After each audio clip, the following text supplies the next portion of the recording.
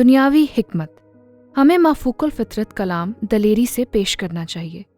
حالانکہ ایسے بہت سے تعلیم یافتہ لوگ موجود ہیں جو مسیح پر ایمان کے وسیلے سے نجات پانے کو بیوقوفی سمجھتے ہیں۔ میں راشد یونس ہوں۔ اس اصول کو سمجھنے کے لیے اور پولس اس مسئلے کو کیوں مخاطب کر رہا ہے، یہ جاننے کے لیے اس کی ایک بڑی وجہ یہ ہے کہ وہ یونان میں اتھینے سے آیا تھا۔ اس پر جغرافیائی نقطہ نظر حاصل کرنے کے لیے آپ کو یاد ہے کیسے پولس نے تروآش میں مقدونیہ کی بلاہٹ دیکھی اور فلپی کو گیا اور فلپی کو چھوڑ کر کلیسیا تعمیر کر کے تھسلنیکے کو گیا، وہاں کلیسیا تعمیر کی اور پھر بیریا کو چلا گیا، وہاں کلیسیا تعمیر کی اور وہاں ظلم و ستم کے حالات کی وجہ سے اتھینے کو چلے گئے، پھر اتھینے سے وہ کرنتھس کو چلا گیا۔ تو جو کچھ کرنتھس میں ہوا وہ پولس کے ذہن میں ابھی تازہ تھا، اور یہ سب اس کے ذہن میں بہت تازہ تھا جب وہ اپنا خط کرنتھس کی کلیسیا کو لکھ رہا تھا۔ اچھا، اتھینے میں پولس پر نظر کرتے ہیں۔ یہاں اسے لوکا نے قلم بند کیا ہے اعمال 17ویں باب میں، جب پولس اتھینے میں ان کی راہ دیکھ رہا تھا، اور ان سے مراد اس کے ساتھی خدمت گزار تھے سیلاس اور تیموتھیوس۔ اس نے انہیں وہیں چھوڑ دیا تھا، اور اس نے یہ شہر ظلم و ستم کی وجہ سے چھوڑ دیے تھے جنہیں ہم نے نقشے پر دیکھا۔ مگر جب وہ اتھینے میں تھا تو شہر کو بتوں سے بھرا ہوا دیکھ کر اس کا جی جل گیا، اس لیے وہ عبادت خانے میں یہودیوں اور خدا پرستوں سے اور چوک میں جو ملتے تھے ان سے روز بحث کیا کرتا تھا، اور چند اپکوری اور ستوئکی فیلوسوف کا مقابلہ کرنے لگے۔ بعض نے کہا، یہ بکواسی کیا کہنا چاہتا ہے؟ اب سادہ لفظوں میں اس کا یہ مطلب ہے کہ پولس کا اتھینے میں کچھ اچھا تجربہ نہیں تھا۔ اس نے ان لوگوں سے بحث کی اور یسوع مسیح کی انجیل کی خوشخبری سنائی۔ در حقیقت یہ موقع ملنا بہت دلچسپ ہے۔ اگر آپ کو اتھینے جانے کا کبھی موقع ملے، مجھے وہاں سکھانے کا موقع ملا۔ میں نے مارس کی پہاڑی پر اپنی بائبل کھول کر لوگوں کے ایک گروہ کو پڑھایا۔ مثال کے طور پر یہاں پر اس تجربے کا ایک چھوٹا سا حصہ ہے۔ اب بالکل نیچے جہاں ہم ہیں یہ ایریوپیگس ہے، جسے مارس ہل بھی کہا جاتا ہے، اور یہی پولس اپکوری اور ستوئکی فیلسوف سے ملا۔ اور اگر آپ اس کانسی کی تختی پر نظر ڈالیں تو یہ پولس کی تقریر ہے۔ اب میں آپ کو یہ تختی قریب سے دکھاتا ہوں، اور وہاں مارس ہل کی اس تختی پر یونانی زبان میں پولس کا ان فیلسوف کے لیے پیغام لکھا ہے، جہاں اس نے یسوع مسیح کی انجیل کا پیغام سنایا۔ جب وہ قیامت کے تصور پر آیا تو اکثریت کی طرف سے منفی جواب ملا، اور یہ وہی ہے جو آیت 32 میں ہوا۔ جب انہوں نے مردوں کی قیامت کا ذکر سنا، اور اس سلائیڈ کے پیچھے آپ وہ تختی دیکھ سکتے ہیں جہاں اس نے یسوع مسیح کے جی اٹھنے کے بارے میں بتایا، تو بعض نے ٹھٹھا مارنے لگے اور بعض نے کہا، یہ بات ہم تجھ سے پھر کبھی سنیں گے۔ اسی حالت میں پولس ان کے بیچ میں سے نکل گیا۔ یہ منفی رد عمل تھا، اور یہ اس کے لیے بہت اچھا تجربہ نہیں تھا، مگر ان کا مثبت رد عمل بھی تھا۔ مگر چند آدمی اس کے ساتھ مل گئے اور ایمان لے آئے۔ ان میں دیونسز، اریوپگس کا ایک حاکم، اور دمرس نام ایک عورت تھی، اور بعض اور بھی ان کے ساتھ تھے۔ کچھ تھے جنہوں نے یسوع مسیح کی خوشخبری کا جواب دیا۔ اب نکتہ یہ ہے کہ اگر آپ سمجھنا چاہتے ہیں جو پولس نے کرنتھیوں کو لکھا، یہ یاد رکھتے ہوئے کہ وہ اس کا اگلا پڑاؤ تھا، وہ ایک ایسا تجربہ کر کے آ رہا تھا جو انسانی عقل پر توجہ مرکوز کرنے والوں کے لحاظ سے اس کے ذہن میں بہت تازہ تھا، یعنی یہ فلسفی۔ اور ظاہر ہے کرنتھس میں انسانی فلسفی بھی موجود تھے جو ان مسیحیوں کو متاثر کر رہے تھے۔ تو اس کو ذہن میں رکھتے ہوئے یہ پس منظر ہونا بہت مددگار ہے۔ جیسے آپ آگے جاتے ہیں اور اس خط کو مزید دیکھتے ہیں تو پہلے کرنتھیوں کے پہلے باب میں 18ویں آیت کو پڑھتے ہیں، کیونکہ صلیب کا پیغام ہلاک ہونے والوں کے نزدیک تو بے وقوفی ہے، پولوس نے مارس ہل پر اس کا زبردست مظاہرہ دیکھا تھا کہ انجیل بے وقوفی لگ رہی تھی۔ انہوں نے اسے بہت عجیب ناموں سے پکارا، مگر وہ جاری رکھتا ہے۔ ہم نجات پانے والوں کے نزدیک خدا کی قدرت ہے۔ دوسرے لفظوں میں مجھے لگتا ہے وہ ان لوگوں کے بارے میں سوچ رہا ہے جو اتھینے میں ایمان لے آئے، مگر وہ ان لوگوں سے بھی تعلق رکھ رہا ہے جو کرنتھس میں ایمان لائے۔ وہ یہی چاہتا تھا کہ وہ انسانی حکمت جو غرور اور تکبر پر مبنی تھی اس کی وجہ سے راہ سے ہٹ جائیں، اور شاید یہی اس کی وجہ تھی کہ کرنتھس کے رہنے والے ان افراد کی عبادت کر رہے تھے، کیونکہ آپ نے دیکھا یونانی اور رومی اپنے فلسفیوں کی پیروی کرنا پسند کرتے تھے۔ یہ فلسفی ایک حد تک وہ پولوس یا اپولوس کو بھی انہی فلسفیوں میں شمار کر رہے تھے، اور پولوس اس مسئلے پر بات کرتا ہے اور کہتا ہے نہیں، ہم صرف انسان ہیں جنہیں خدا استعمال کر رہا ہے۔ اور وہ کہتا ہے کہاں کا حکیم، کہاں کا فقی، کہاں کا اس جہان کا بحث کرنے والا؟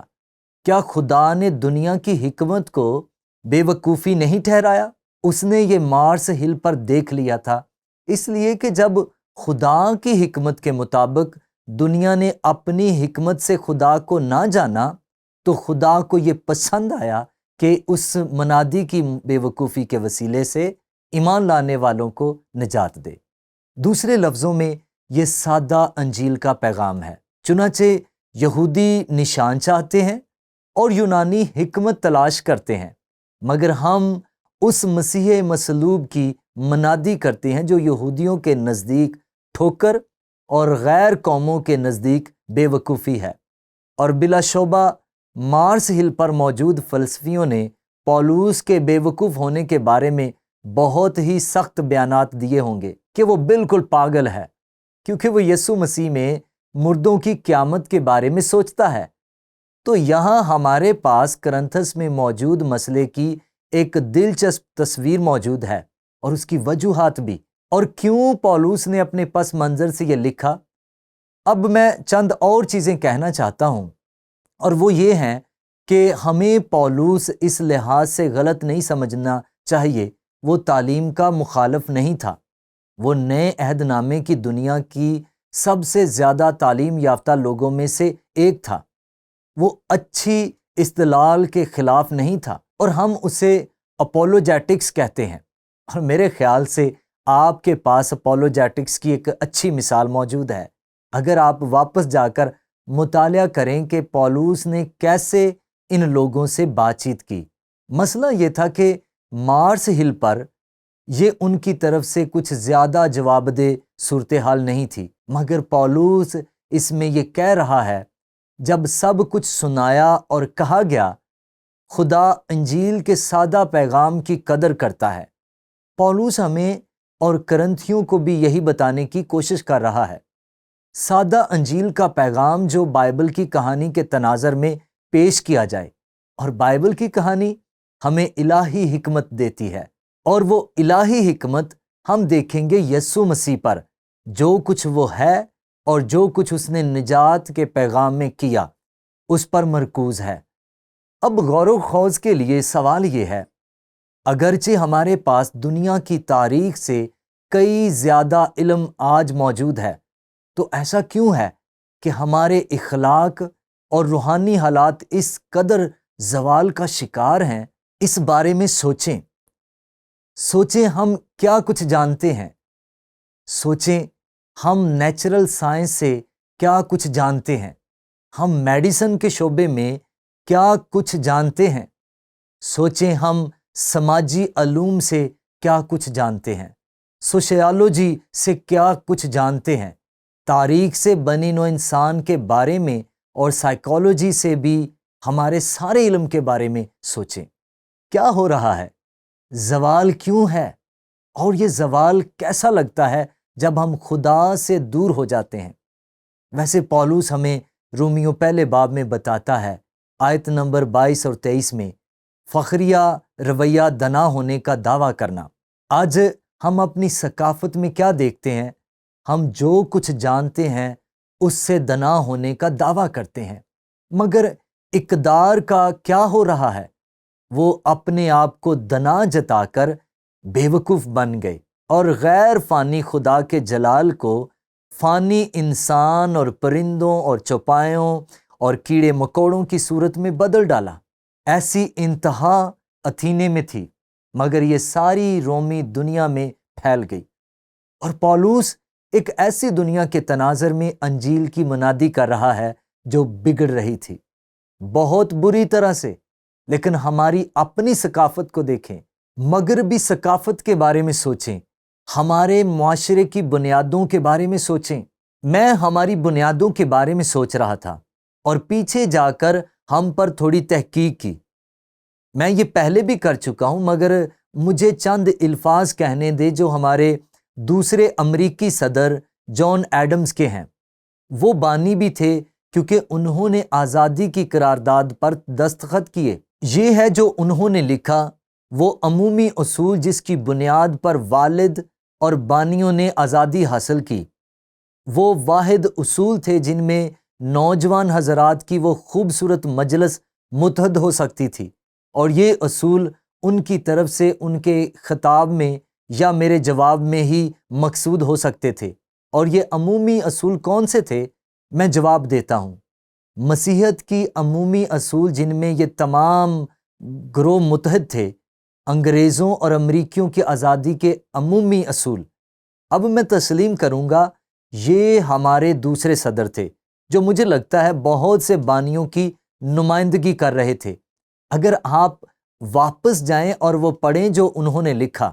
اب میں اعتراف کرتا ہوں کہ میں پہلے اور اب بھی یقین رکھتا ہوں کہ مسیحیت کے یہ عمومی اصول خدا کے وجود اور صفات کی طرح ابدی اور ناقابل تغیر ہیں۔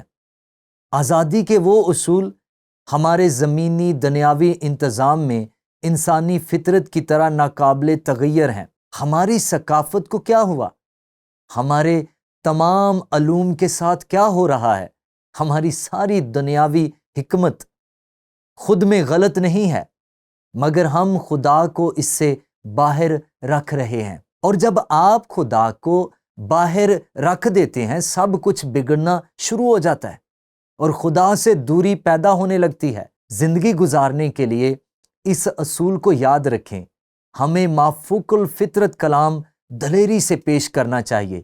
حالانکہ ایسے بہت سے تعلیم یافتہ لوگ موجود ہیں جو مسیح پر ایمان کے وسیلے سے نجات پانے کو بیوقوفی سمجھتے ہیں،